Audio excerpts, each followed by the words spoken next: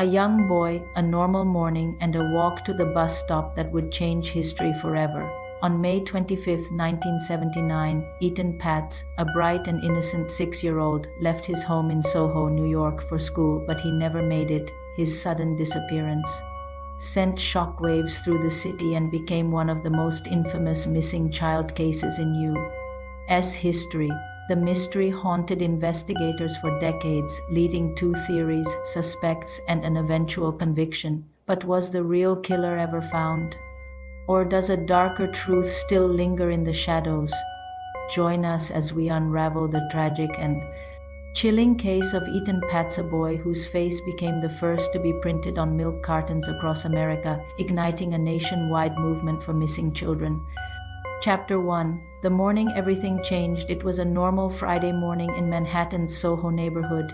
Etan Patz, excited to walk alone to the bus stop for the first time, left his apartment at 113 Prince Street around a.m. last sighting.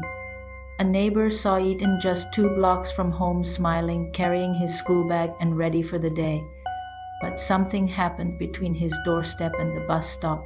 He vanished. When Etan didn't return home, his worried parents, Julie and Stanley Patz, called the school only to learn that he never made it to class. That moment marked the beginning of one of the most intensive missing child investigations in history.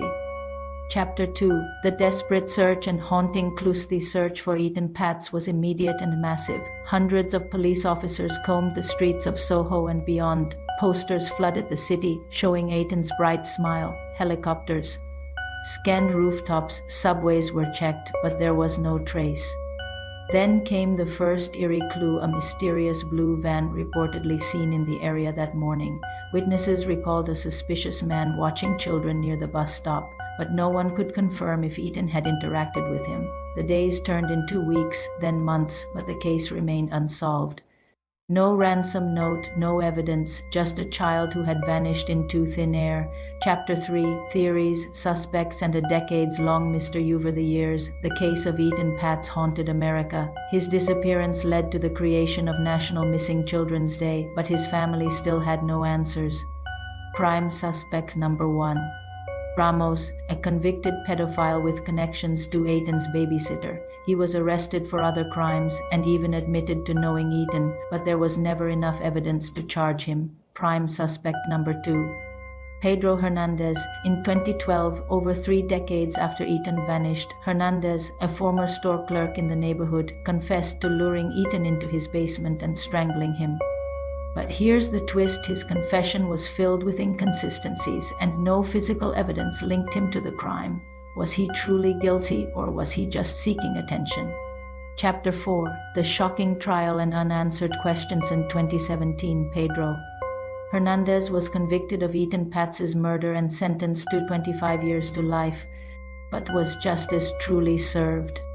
Many still believe Ramos was the real culprit. Etan's body was never found, and Hernandez's confession remains controversial. To this day, doubts linger. Was Etan Patz murdered in cold blood, or is the truth still buried somewhere in the shadows of SoHo?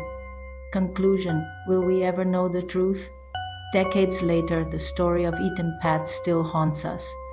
His case changed the way missing children cases are handled, but his family never got the closure they truly deserved. What do you think happened to Etan Patz? Was Pedro Hernandez guilty, or was the real suspect never caught? Leave your theories in the comments below.